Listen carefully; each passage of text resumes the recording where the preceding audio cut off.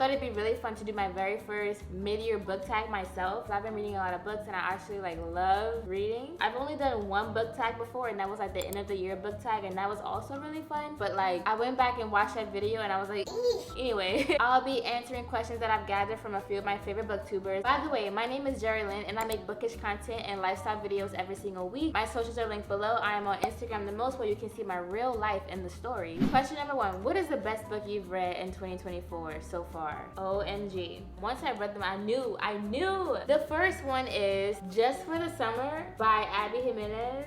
This book has a really special place in my heart. I read this book in my summer reading series. It's the 3rd book of the Part of Your World series by Abby Jimenez. I mean, I'm so speechless still. Her writing is so incredible. And one of the biggest reasons why I love this book was because the way she talked about real life problems. It was just so relatable. And yes, it's a romance novel. I consider myself to be like a fantasy girly mostly. Just for the Summer is basically about this girl named Emma and Justin. And Emma is a travel nurse and Justin is the guy who's basically cursed. He created this Reddit post that went viral about how every time he's in a relationship with a girl, after they break up, that girl goes on to find her soulmate, the one that she's gonna marry. It's been happening over and over, so that he feels like he's obviously cursed because it keeps happening, right? But then Emma's like, oh my god, that happens to me too. Let me connect to you and see like what's up, you know? Emma connects to Justin over this like shared curse that they have in common. And because Emma is a travel nurse, just for the summer, she goes where Justin lives in Minnesota, and she just kind of sees like what it's like. And girl, that is like 10% of this whole reason why this is one of my favorite books. Like that storyline is really cool. It's obvious what happens, right? But what's not obvious is all of the life lessons that we learn. If you read Part of Your World and yours truly, the way she connected everything between characters, 1, was also like super freaking cool, and 2, the way she talks about, like I mentioned, real world problems, trauma being one, I was like, oh my god, because Emma sounds a lot like me. I talked about this in the reading vlog for this video, so if you want to go watch that, I'll link it below. But I basically was talking about how one of the most common trauma responses is like isolation, and I am the biggest person who like isolates, and I didn't even, like I knew but I didn't know that like this is a trauma response. Why am I pushing everybody away? Like, my justification was like, you know what, I'm better by myself, I know myself, I whatever, but like that really is a trauma response. While this is a romance novel, like I talked about in that video, in the acknowledgement, she talks about how she actually talked to doctors, and so she is giving you like some truth to the trauma that's in this book, and I absolutely loved it. Not only did I love Justin, he was in the running to be my fictional boyfriend, but then someone just beat him like recently, but I'll talk about that later. But like Justin was gonna be my fictional boyfriend because he was so patient and calm and secure. Obviously he had a secure attachment style. These are all like therapy words, honestly, and it's just so crazy that this will come from a romance novel. One of the biggest reasons Emma was so like traumatic is because of her family. It wasn't because of something that she put herself through, it was because of what her family was doing to her. If you've ever been in a situation where like you love your family but your family is like low-key toxic, but when you're young and growing up you don't realize that they're the problem, you think like this is normal because they are your family. That part couldn't have been more relatable. And Abby just like talked about it in a book, and I was just like, yep. Girl, I'm still talking about the first book, but yes, this is one of the best books I've read so far. By far, one of my favorite reads of the year. Okay, let's move on because I can keep talking about Just for the Summer for literally all summer. Number 2, how many books have you read this year? Okay, I only read 12 books. Most of my reading came just now in June. I read 7 books in 1 month. I kind of went through a reading slump in the beginning of the year, which I kind of made a video and talked about, which is so sad because I love reading, but I just got really busy. But honestly, me reading 12 books at this point is still a lot more than I normally read. So question number 3, what is the best sequel you've read so far this year? Y'all, I was not ready for the sequel. The answer to this question is Yep. Yeah. Last year, I did a 24-hour reading vlog of me reading the first book of this series, A Court of Thorns and Roses. I gave that book 3 stars. I wasn't a huge fan. Like, some people were raving about the whole, like, ACOTAR, all this kind of stuff, and I was just like, okay, so I read it. Like I said, I'm a fantasy girly, okay? So the whole, like, going to a different world, like, the magical realism and all this kind of stuff, like, that was so cool. I like that. But I didn't like the misogynistic aspect of it. I didn't like the ending. I was kind of like, it gave me the ick. I feel the ick. Every time I talk about the first book, I'm always like, no. But then everyone convinced me, like, no, you're gonna keep reading. Don't stop there, because if you stop there, you don't really know. Da, da, da, da. So I was like, okay, fine. So then I read the second book. Easily the best sequel I've read so far this year. This book kind of summed up all of my ickiness that I felt from the first book. It kind of gets explained and described in this book in, like, Reese. What's his name? Reese? I think his name was Ryson. Reesan? I don't know. He was also my fictional boyfriend too, because I was like, he thought like so far ahead, and he was just so smart, and he was just like, you couldn't play with him. He is like the High Lord of the Night Court, so he's like, ooh, the scary one, and everyone's like so terrified and all this kind of stuff. I don't want to spoil anything, but he was just so freaking incredible. The whole synopsis of like the first book, ACOTAR, is how like Farah is just like a normal human, and she's living in this time where it's like the winter. Her and her family are like dirt poor, and so she's just like hunting in the woods for her family, trying to like get food to like literally survive and eat. And then she ends up killing a wolf, and this wolf ended up being a fairy. Oh my god. Like, it's all coming back to me now. This wolf ended up being a fairy. She brought the wolf back to her home, skinned the wolf, but when she killed this fairy, Tamlin was the person who came back in retribution of the fairy that she just killed. He demanded retribution. She was expecting to die, but then the fairy was like, no, I'm gonna take you to my land, and you're gonna like live with me and my people. That part was weird. I was like, that's why I didn't really like the first book. I was like, wait, you're telling me, okay, anyway, it was just this human girl, now she's thrown into the fairy world. I love like fairy stuff. There was this like scary, shadowy thing lurking, and it was going to doom Tamlin and all of the fairies in this land. Somehow Farah was gonna help that situation, even though she's a human. You just gotta read it to find out, honestly. This book kind of continues that plot. This series is a really huge series. Like, there are so many books in this series, and the books get bigger as we go. It made the first book feel like, it still gives me the ick, but like this book has a special place in my heart. I love Reese. I love Ryerson. Is that his name? I don't know his name, but he's my boyfriend, so I guess I need to learn his name. All right, next question. What is a new release you haven't read yet but want to? A new release that I haven't read yet. Ooh. 2 come to mind. The first one is A Novel Love Story by Ashley Poston. I have read 2 books by her, The 7-Year Slip and The Dead Romantics, and I absolutely love her writing. I felt like I was in a magical world when I read her books, like especially The 7-Year Slip. A Novel Love Story, as of me filming this video, came out like this week. It came out on June 25th, so it's like a very fresh new release. I'm super excited about that. A Novel Love Story is basically about a professor of literature who likes to read happily ever after romance novels, like fictional romances or whatever. Reading books is like her home, and I'm like, relatable. Hello, this sounds like all of us, right? Like, we can probably all relate to that part. Anyway, she's going to this like annual book club retreat, and on her way there to the book club, her car breaks down in the kind of like the middle of nowhere, and she ends up in this like new town. She's like, this can't be real. She's like, this small town feels like it's right out of like my favorite novel, and it's like, because it is. The place feels like home. It's cozy. She feels like the reason why she got stopped in this town is because the town's story is unfinished, so she feels like she needs to help complete that story. But then there's this like grumpy bookstore owner who is like irritatingly handsome, of course, naturally, right? And he kind of doesn't want the story to end, but like she feels like it's her mission to like end the story. One thing I love about Ashley Poston, she is really good at like bringing you into a whole different story within the story. Like The 7-Year Slip, The Romantics, there's always this like magical realism happening in the story, and it's just so unique and just so captivating. And I just love how like it's all like intertwined and connected. That's what this book is giving. You're gonna be thrown into a different world, and you're gonna like it. So I'm super excited to read that book. The other book that I am anticipating liking is Bride by Ali Hazelwood. Honestly, I've seen seen in her mixed reviews about it from a few booktubers. Some people either like love it or like hate it. I've read Love Theoretically by Ali Hazelwood, and I absolutely like love that book. I ate it up. I read it so fast. It was such a good read, and so I knew that I liked her writing, and so I'm definitely looking forward to this book. This book came out in February of 2024, so it's already been out for a while. So basically, Bride is about a vampire bride and an alpha werewolf. So she's a vampire of this very powerful councilman. They have caught up on her to kind of be like the peacekeeper between the vampires and werewolves. It's giving Twilight. Just saying this out loud, it's giving Twilight. But anyway, so she's basically being thrown into like an arranged marriage with a werewolf. Werewolves are ruthless and unpredictable, and their alpha is no exception. This alpha werewolf is like tracking her moves because he doesn't really trust her. She's a vampire, he's a werewolf, and then according to the synopsis, it's like, well, he probably shouldn't trust her because she has her own agenda. Reasons that has nothing to do with politics or alliances, and she is willing to do whatever it takes to get back what's hers, even if it means a life alone in weird territory, alone with the wolf. And I'm like, wait.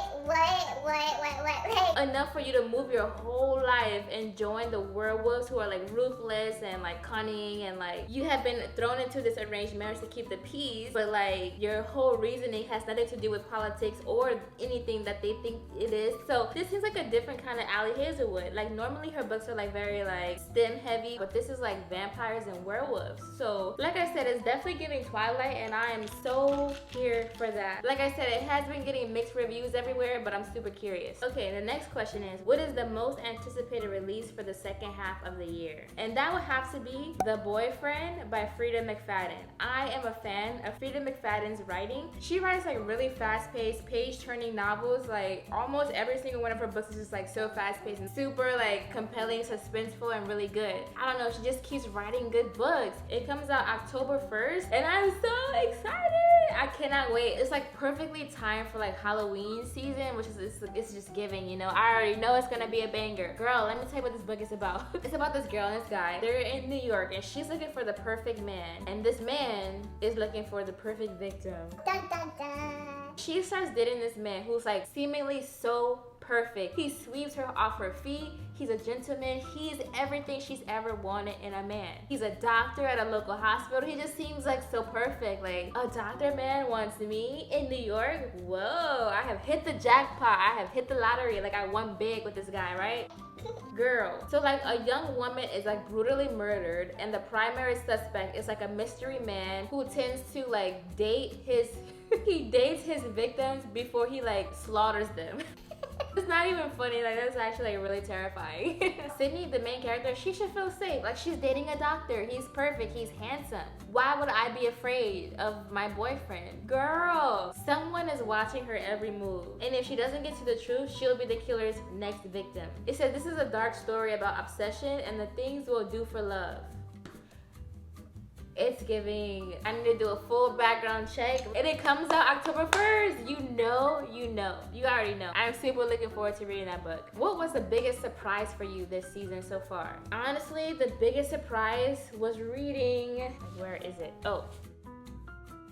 My introduction to Abby Jimenez. This book is the start of the series of one of my favorite books of the year, Just for the Summer. Just for the Summer is the third book of this series. This was my first time reading an Abby Jimenez book. This book completely surprised the hell out of me. I'm not even gonna lie, like I didn't really know what it was about. Like Part of Your World, I had like a good assumption they're gonna see how they can like fit into each other's world, but like no. Like I mentioned before with Just for the Summer, and the way she connects like real world problems to like romance novels, that part had me hooked, okay? Basically, Alexis Montgomery is from a family of like world-renowned surgeons. So like her dad and her mom and her brother, they're all surgeons. And so she is expected to be like a world-renowned surgeon too. They work at one of the most famous hospitals in the nation. She is expected to like walk in the same footsteps as her family, right? But Alexis, she just wants to be an ER doctor, which is like so typical, so like subpar, which is like crazy because like she's still a doctor, you know what I'm saying? But anyway, she just wants to be that. But her ultra wealthy parents wants her to carry on this like legacy of like ultra renowned surgeons in the family. Like she has to carry on the legacy.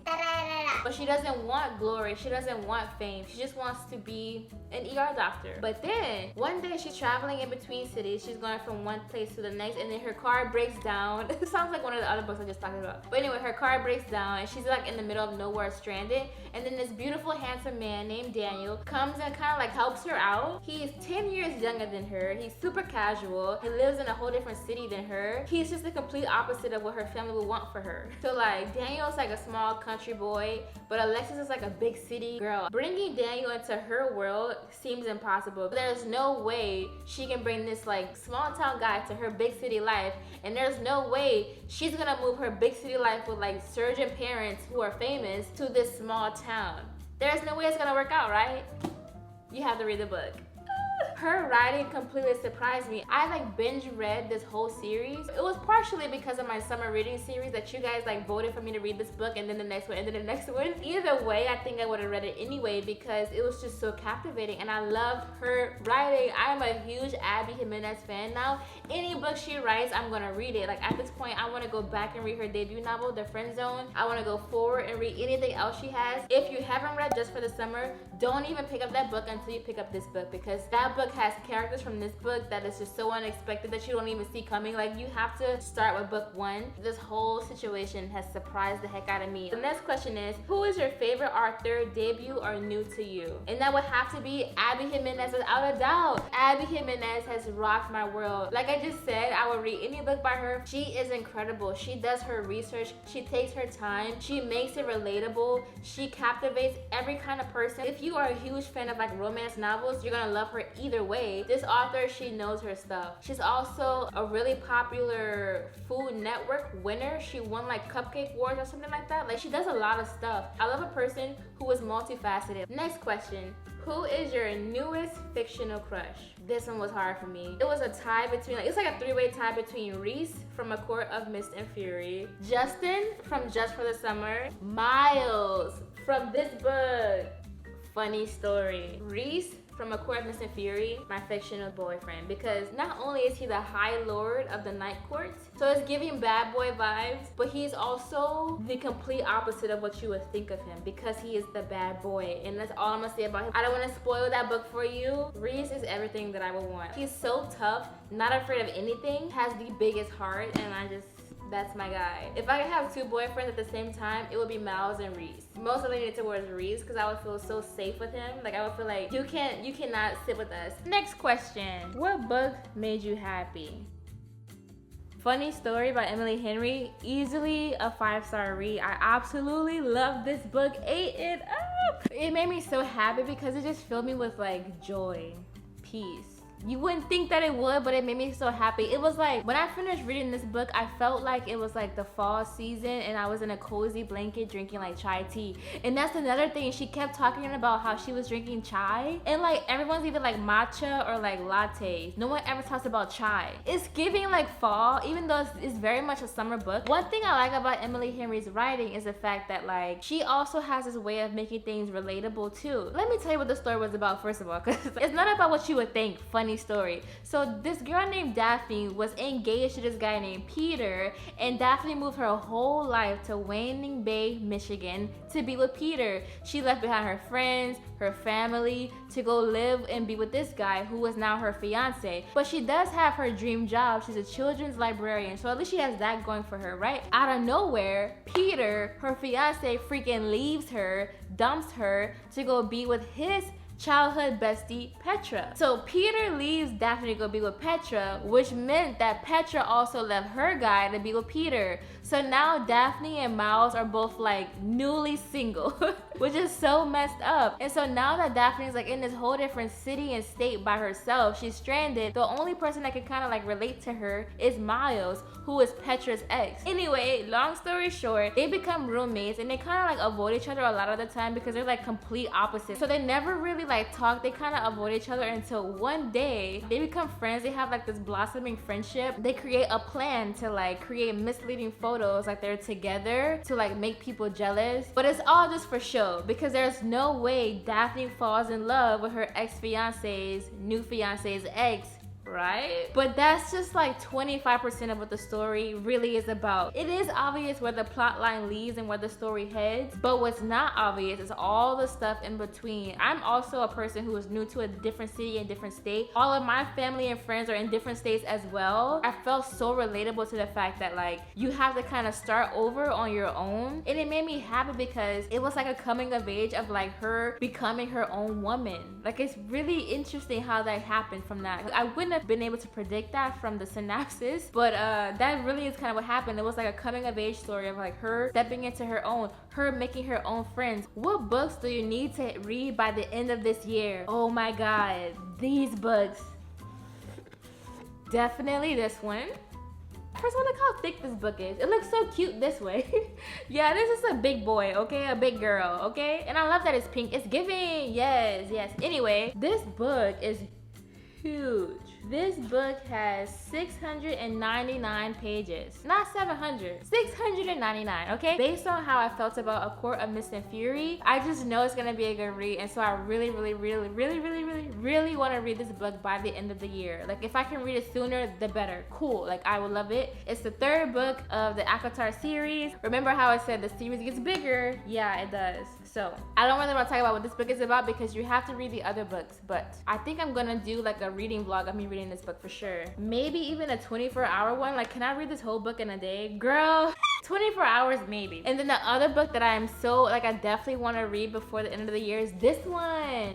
Powerless by Lauren Roberts. I have been hearing nothing but freaking phenomenal raving reviews of this book. I have been having this book for months. A third book is coming out like next month or like in a few weeks. Like it's coming out pretty soon. Like I said, I have been binge watching some mid-year book tags, and a lot of people said that the third book in this series is like their most anticipated read. So I'm like, maybe I need to read the first one to figure it out. Basically, it's about how you have like the elites and the ordinaries, and the elites have like superpowers or whatever, but ordinaries don't. And so this girl named Peyton has been posing as an elite, saying that she has powers when really she's just an ordinary person. And so one day she ends up saving the prince or something like that, and then she gets thrown into this like purging trials where they have to showcase their elite power, but she's only ordinary. And so like either the trials or the opponents within the trial is gonna kill her, or the prince is gonna kill her when he finds out that she's only ordinary. First of all, if I was an ordinary, I probably would pose as an elite too, so that like I could have a better life. But she's been lying about it and kind of getting away with it, I guess, until she doesn't. I don't know what's gonna happen, but I'm super excited to read this book. It seems like a really good read. It's another thick one. These are the two books that I need to read before the end of the year. And yes, they're thick ones, but girl, how many 5-star reads did you read this year? And it looks like I had 5 stars. Just for the Summer by Abby Jimenez, Funny Story by Emily Henry, A Court of Mist and Fury by Sarah J. Maas. That was very much a 5-star. Part of Your World by Abby Jimenez, and The Women by Kristen Hanna. I talked about that book in grave detail in my June wrap up, so I'll link that video below if you haven't watched it yet. Next question. What book do you want to reread this year? Ooh, I already know. First of all, I don't know if it's obvious, but like my favorite color is pink. Anything pink, I go crazy. I just love pink. First of all, it makes my skin like really good. But anyway, I read this book last summer, and that's when I was like, I think I want to be a booktuber. Because like I didn't have anybody to talk about this book with. I loved Happy Place. It made me feel so happy, just like Funny Story. Like it was like a cozy, warm hug. And like it was so unexpected. And like I just feel like this would be the perfect summer book to read. This is just a perfect book to end your summer with, I think, or even begin it. I don't know. This is a perfect summer book for me. So basically it's about how Harriet and Wynn were like the perfect couple. They had been together since they had met in college, but now for reasons that are unknown, they broke up. They didn't tell their friends. They didn't really tell anybody why they broke up, and now they're on their like summer annual vacation where all of the friend group gets together and like have a summer vacation. I mean, look at the freaking cover. Like, it's just screaming summer. Anyway, they have this annual meetup and they're like all best friends. But Harriet and Wynn didn't tell their friends that they broke up. Their plan is to pretend like they're still dating and hope that their friends don't find out that they really have broken up. I remember being like, why did they break up? And why didn't they tell their friends? And why are they pretending to still be together? Like, are their friends gonna find out and all this kind of stuff? Like, it was a really, really freaking good read. It was a good summer read as well. They're like, after years of being in love, how hard can it be to like fake your relationship for 1 week? What is a book that you enjoyed that had mixed reviews? And it was this one. Ruthless Vows by Rebecca Ross. Now, some people absolutely hated this book. It wasn't like the same energy as the first book. I'm not even gonna lie. This book really took me on like an emotional roller coaster because the way Divine Rivals ended, it ended on like a huge cliffhanger. I remember thinking like, I need to go get this book now. Like, I got lucky that like I finished Divine Rivals like right before this book came out. It got mixed reviews because people didn't like the way the story went. Either way, I was captivated the whole time. Like, I loved the way that she connected the books, and I don't want to say anything because I don't want to spoil anything for you, but this book got a lot of mixed reviews. I mean, I definitely think the first book was better than this one, but I still liked it though, you know? I was so excited to read it. I don't know, I still liked it. But let me know, did you read it? What did you think? Because it's very much a mixed review book. What are some 5-star predictions for the rest of the year? I'm predicting that Ashley Poston's novel love story is gonna be a 5-star for me. I just have a good feeling about that, but we'll see when I read it because I'm definitely gonna read it. And I also think that this book is gonna be a 5-star for me, but we'll see. I mean, it's a really huge book, so it kind of better be, honestly. I'm so excited to read this book. I just need to figure out like when and the setting. Like, do I want to do a reading vlog? Do I want to do some sort of like reading challenge? Like, I don't know. Even if I read 100 pages a day, this book has 700 pages nearly. So anyway, also maybe this one too. Powerless seems like it's gonna be a 5-star based on like my favorite booktubers who are raving about this book, and the storyline is just my cup of tea. I'm a huge fantasy girl. I really think it might be a 5-star as well, but we shall see. I don't know. Anyway, that wraps up my mid-year book tag. If you have read any of these books that I talked about today, please leave a comment below. Let me know your thoughts. If you liked today's video, be sure to give it a thumbs up and don't forget to subscribe. I make videos every single week. I'll see you in the next one. Bye.